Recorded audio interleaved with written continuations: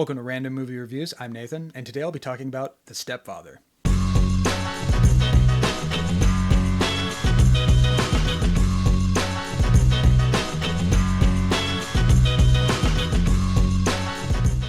So I hope everyone is still having a great Spooktober. I've been having fun over here watching spooky movies. And one of the things that I've been doing, it's kind of become a tradition around this time, is I like to pick a spontaneous spooky movie to watch on Tubi. I am not sponsored by Tubi. My channel is much too small to get any sort of sponsorship like that. But hypothetically, if I was asked to sponsor Tubi, I totally would, because I think it is one of the best streaming services. Not just the fact that it's a free streaming service with limited ads, but it has a legitimately great selection of movies. One of the movies that I decided to watch was a film called The Stepfather, a movie that has gone on to have a little bit of a cult following.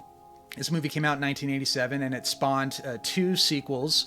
One direct sequel where Terry O'Quinn comes back to reprise his role from the first film, and then a direct-to-video third movie. And then they ended up making a remake back in 2009, during that era where they were just remaking every horror movie, whether it was super well-known like Texas Chainsaw Massacre, Friday the 13th, or if it was the more lesser-known kind of cult favorites like The Stepfather or The Hitcher and stuff like that. I don't know if I'll end up watching that movie, but I wanted to watch The Stepfather because it's a movie that I've seen clips of throughout the years.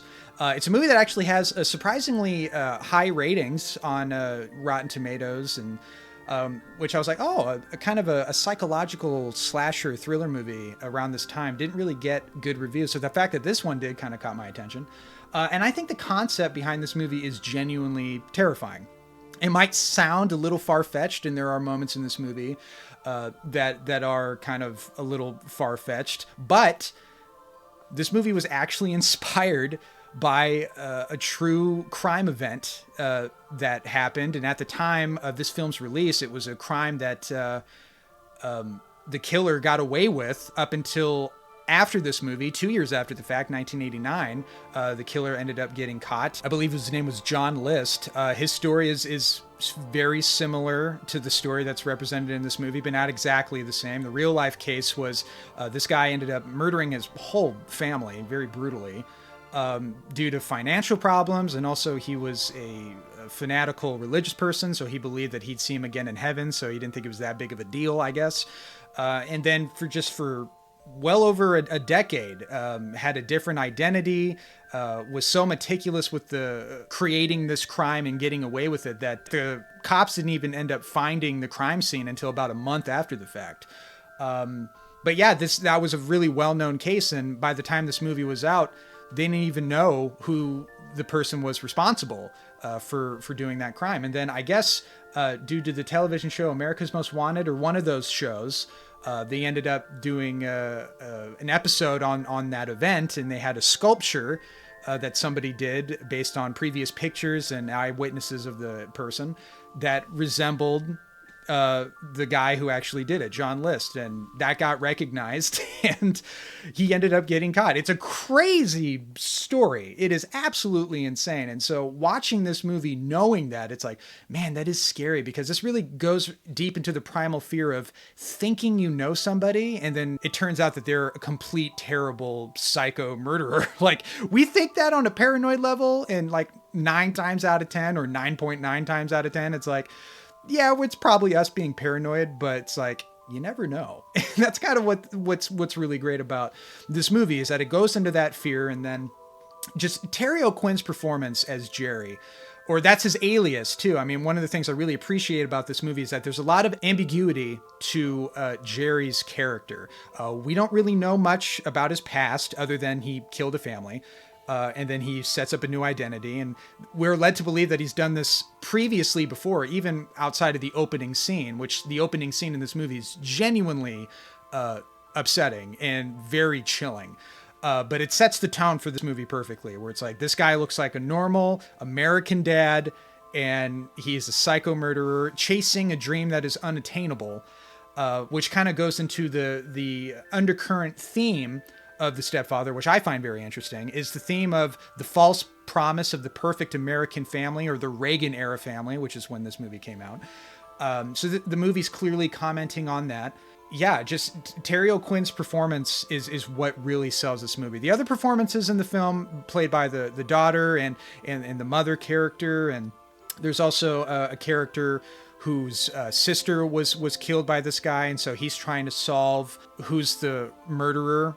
And all the actors playing those other parts, they do a fine enough job. But this is really Terry O'Quinn's show. He rides that line so perfectly of the phoniness of him being phony with his persona, being like, oh, I'm a good, wholesome dad and I have traditional American family values. And the daughter character sees right through it immediately, right? She's like, no, there's something about this guy. He comes off as fake and phony and insincere. And that's another thing. It's like, we've been around people like that, where it's like, they're probably not murderers, but you're like, they're trying too hard. There's something off about this person. So I love how the movie kind of dives into that psychological aspect. This movie is labeled as a psychological horror movie. And I think it's more accurate that the movie's most of this movie's a thriller, a psychological thriller, with it going into like classic slasher territory within like the last 10 to 15 minutes. But most of this movie is a slow burn thriller. And to me, the scariest parts of the movie aren't the parts where, Jerry finally decides to, try to kill his wife and kill his stepdaughter. That's the payoff we get for slowly watching him crumble. But no, it's the scenes leading up to that. It's the quiet scenes where you see that, like, there's that homicidal rage boiling underneath him. And that's one of the things that Terry O'Quinn displays so well in his performance. It's that anger that's always bubbling up. And then there's a couple of scenes in the movie where he goes into the garage and his stepdaughter ends up seeing him throwing this crazy rage fit, like a rage fit that's like, whoa, okay, this guy's probably a murderer. Like that kind of a rage fit. And so, yeah, I was just really impressed at how well paced the movie was. The movie is under 90 minutes. It's a short movie, but it takes its time in a way that doesn't feel too tedious or boring. Like I call the movie a slow burn, but it never feels too slow. There's no scene that goes on for too long. Very well edited, very well paced, and it's constantly engaging. This is a very entertaining movie. It's not a perfect movie, and I'll get into some of the flaws I have with the movie. One of the bigger flaws, and mainly the biggest one, is the score. This movie was a smaller budget film. It wasn't a big, studio movie. This was more of an independent, minor budgeted movie that looks good and is directed well. But the score is very dated.